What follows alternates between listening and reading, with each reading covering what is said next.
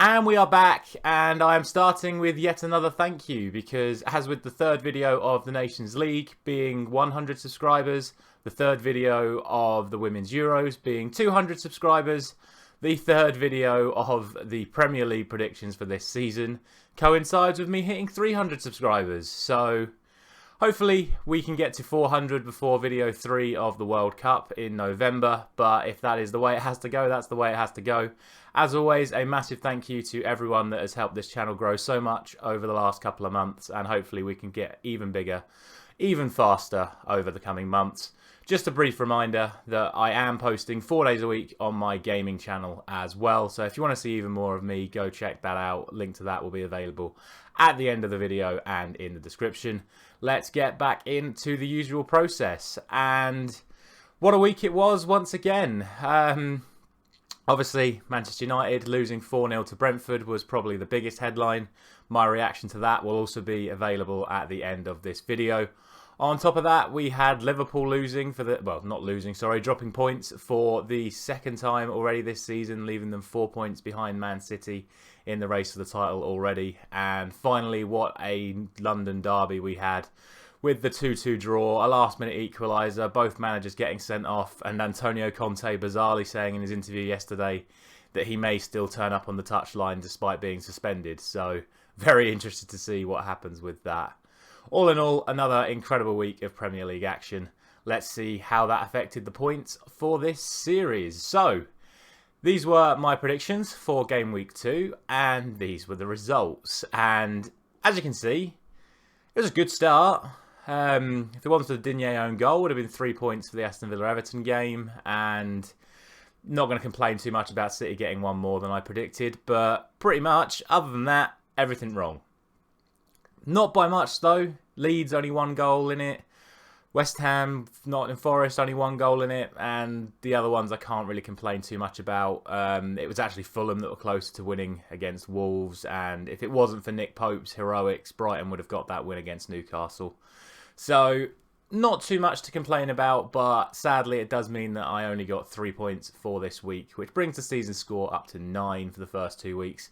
So, considering I target 10 a week, we're already an entire week behind after 2 weeks, which isn't great, but let me know down in the comments how you got on. And now let's go into Game Week 3 for some more Premier League action. And we start with the game that I just spoke about.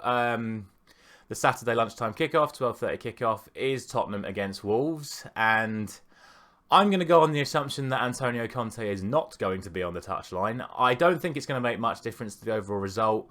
Yes, Wolves have just made a massive signing in Mateus Nunes, something like that. I don't think they're going to cause Tottenham too many problems. I'm going to go for 2-0. It wouldn't surprise me to see it be even more. Like I said, Wolves did struggle against Fulham at home, so away to Tottenham, I think, considering they also match up in systems most of the time, Wolves have been favouring a 4-2-3-1. Will they stick with that? I don't know, but in my head, Tottenham win this one reasonably comfortably. And I think 2-0 may end up being a little bit too conservative come full time, but we shall see. On to the 3 o'clocks. We start with Crystal Palace and Aston Villa. And given the way Aston Villa have started the season, I don't think they're going to get anything out of this one. Crystal Palace looked really, really good against Liverpool. They looked really well organised. Didn't really unleash their, I would say, most skillful players. Obviously, Zaha and Eze played, but there was no room for Elise in the starting lineup. No room for Ebueri. I can never say his name, the one from Derby. I think they have the means to hurt Aston Villa. I'd like to see them signing a proper striker, or just playing a proper striker. They were playing Zaha up front with Dembele on the wing at times. Edouard, I always get those two confused, on the wing at times. But I think Crystal Palace take this one. I'm going to go for 2-1 to Crystal Palace. On to Everton and Nottingham Forest. Two sides that will definitely be matching each other up with their 3-back systems. I have a feeling Everton win this one. Nottingham Forest, despite their 110 signings, looked okay against West Ham. Their goal was a bit scrappy, but they still don't look like they're going to get a lot of chances and score a lot of goals. Everton have been defensively okay in their first 2 games, but haven't looked like scoring much themselves going the other way. With the home advantage, I'm just going to edge this one to Everton, and I'm just going to go for a 1-0. It would not surprise me one bit to see this one end 0-0, but I'm just going to give Everton a goal. I hate predicting 0-0 draws because literally Sod's law states that the moment you predict 0-0, there's a goal in the first 5 minutes, and that prediction is already over. On to Fulham and Brentford, two sides that have made better starts than I think anyone could have expected, to be honest. Brentford getting the away draw at Leicester, then beating Man United 4-0. Fulham getting the home draw with Liverpool and the away draw with Wolves. So I think this is a tough one to call. If you watched my fantasy football video yesterday, you would have seen that I actually went for both Mitrovic and Ivan Toney this week. I think both players are likely to score in this game, and I'm going to go for a 2-1 win for Fulham in the end. Again, just sort of leaning on the home advantage, but wouldn't surprise me to see Brentford get the result here. But I'm just going to go for Fulham on this one. On to two sides that have made a poor start to the season. Leicester drawing at home, then losing away to Arsenal. Southampton getting hammered by Spurs and pulling off a good comeback at home to Leeds, but drawing at home to Leeds is not a good result for Southampton.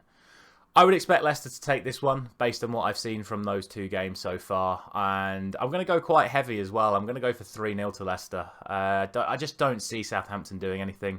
I think they need to do a lot more business in the transfer market. I know they're trying to get James Garner in from Man United and they're trying to get in another striker.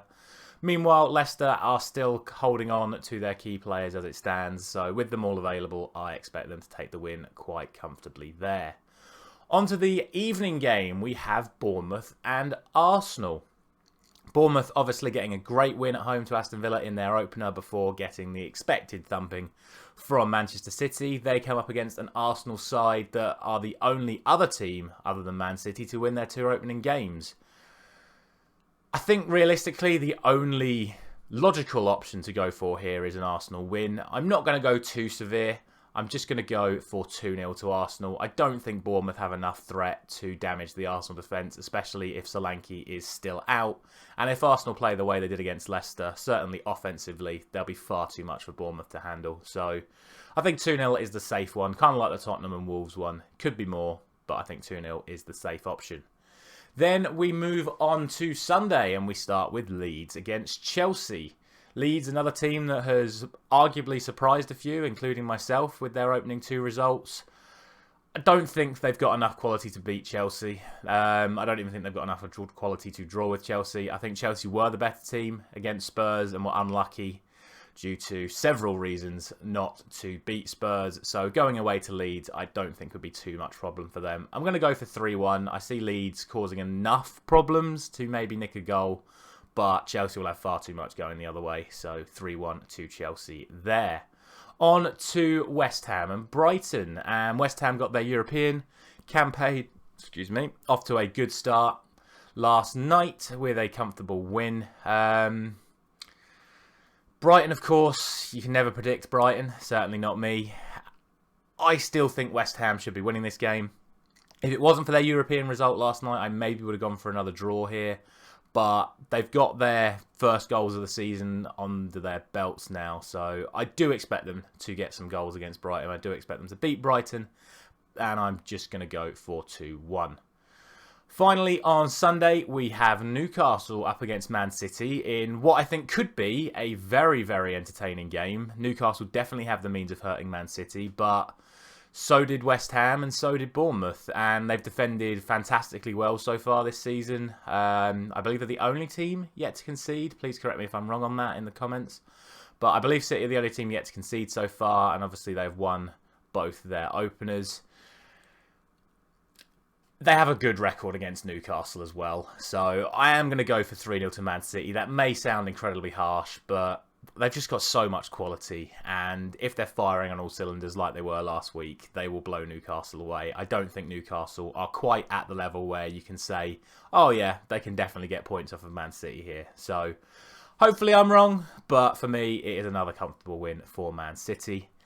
And finally, we have the Monday Night Football. And I'll be honest with you, I've probably changed my prediction for this game more times than I ever have for any of my predictions in any of my series over the last year and a half. Everyone seems to think that this is just going to be another massacre. And no one's really talking about the fact that this is a massive pressure game for Liverpool as well. Like, yes, Manchester United have lost their opening 2 games rather embarrassingly. But Liverpool have drawn their opening 2 games rather embarrassingly as well. Their big money signing has gone rogue and headbutted Anderson, so he's not going to play in this game. Manchester United have tried this week to get some more organisation in. They're doing everything in their power to get Casemiro registered for this game. It looks like not going to happen, but that's not going to sway my prediction too much. Over the course of the last few days, I've had 5-0 Liverpool for this fixture, 2-1 Manchester United, 3-3. I genuinely think anything is possible in this game. I really do. Liverpool have looked dodgy defensively, and Manchester United have looked appalling. Therefore, given the fact that Liverpool's attack is better than Manchester United's, I'm going to go 3-2 to Liverpool. Like I said, absolutely anything's possible here. It would not surprise me one bit to see Liverpool blow us away like they did last year at Old Trafford. But I think this is probably the safest result to go for. A Liverpool win with lots of goals either way. So, yeah, that's what I'm going to go with. As always, let me know down in the comments what you think is going to happen this week. I will be putting all of these fixtures in the description of the video, allowing you to copy and paste them down so you can let me know. Drop a like if you enjoy this series, share it with a friend, subscribe if you are new around here. Like I said, we've just hit 300 subscribers, so it'd be great to see the channel grow even more. And ring the bell so you don't miss any of the content on this channel. Don't forget to look out for my fantasy football video. That is available on screen now, as well as my Manchester United reaction to the Brentford defeat. Thank you very much for watching. I'll be back very, very soon.